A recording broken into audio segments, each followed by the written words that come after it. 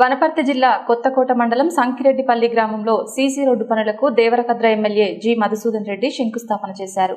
ఈ సందర్భంగా ఎమ్మెల్యే మాట్లాడుతూ ఎన్నికల సందర్భంగా కాంగ్రెస్ పార్టీ ఇచ్చిన 6 గ్యారంటీలను ఖచ్చితంగా అమలు చేసి తీరుతామన్నారు.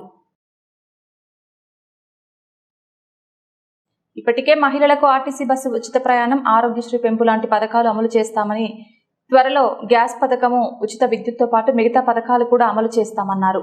ప్రతిపక్ష పార్టీలు అనవసర రాద్ధాంతం చేస్తున్నారని, రాబోయే పార్లమెంట్ ఎన్నికల్లో కాంగ్రెస్ పార్టీ అభ్యర్థిని గెలిపిస్తే మరింత అభివృద్ధి చేసేందుకు కృషి చేస్తామని హామీ ఇచ్చారు.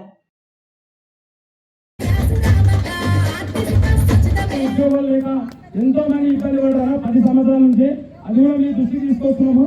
కొంచెం అది కూడా చూడాల్సిందిగా తెలియజేస్తూ, మా అక్క చెల్లెళ్ళు ఎంతోసేపు నుంచి ఎండకు వెయిట్ చేస్తూ ఇబ్బంది పడుతూ సందర్భంగా కూర్చున్నాను. వారి కోసం ఎక్కువసేపు మాట్లాడు. థ్యాంక్ యూ అన్న, థ్యాంక్ యూ.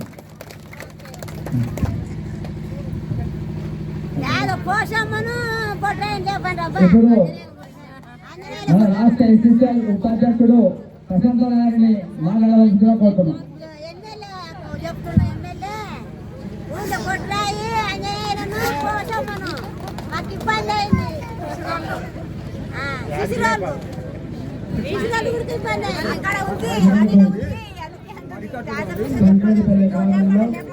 మీ అందరి మనందరి పట్టుదలతోటి అందరూ చేస్తున్నాం.